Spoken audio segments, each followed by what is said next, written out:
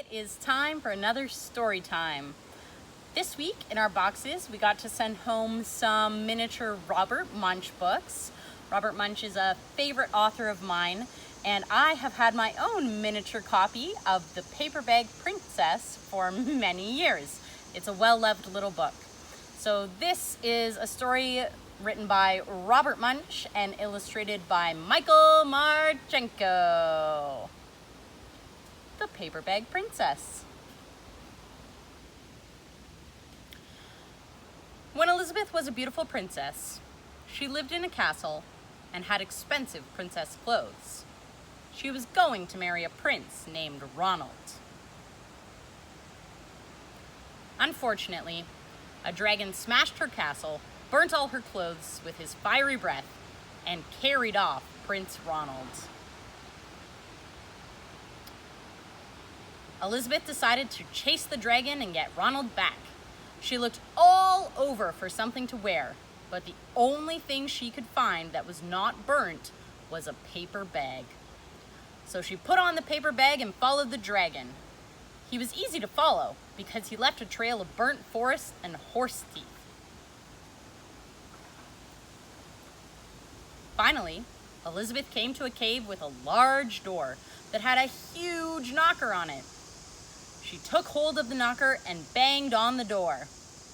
The dragon stuck his nose out the door and said, "Well, a princess! I love to eat princesses, but I've already eaten a whole castle today. I am a very busy dragon. Come back tomorrow." He slammed the door so fast that Elizabeth almost got her nose caught. Elizabeth grabbed the knocker and banged on the door again. The dragon stuck his nose out the door and said, "Go away. I love to eat princesses, but I've already eaten a whole castle today. I am a very busy dragon. Come back tomorrow." "Wait!" shouted Elizabeth. "Is it true that you are the smartest and fierce dragon in the whole world?" "Yes," said the dragon. "Is it true," said Elizabeth, "that you can burn up 10 forests with your fiery breath?" "Oh yes," said the dragon, and he took a huge deep breath and breathed out so much fire that he burnt up 50 forests. "Fantastic," said Elizabeth. And the dragon took another huge breath and breathed out so much fire that he burnt up 100 forests. "Magnificent," said Elizabeth. And the dragon took another huge breath, but this time nothing came out. The dragon didn't even have enough fire left to cook a meatball. Elizabeth said, "Dragon, is it true that you can fly around the world in just 10 seconds?"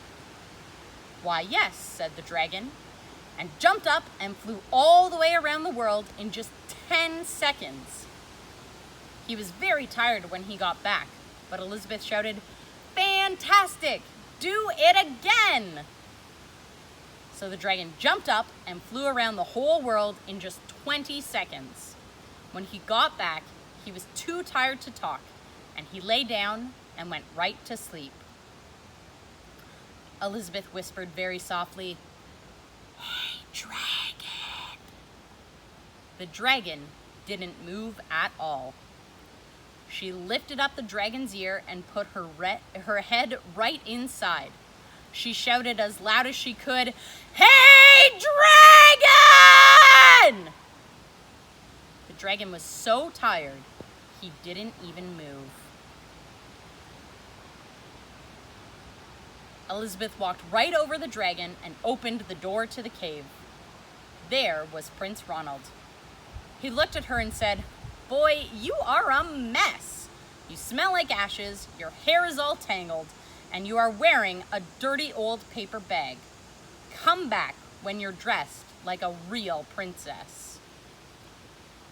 "Ronald," said Elizabeth, "your clothes are really pretty, and your hair is all neat.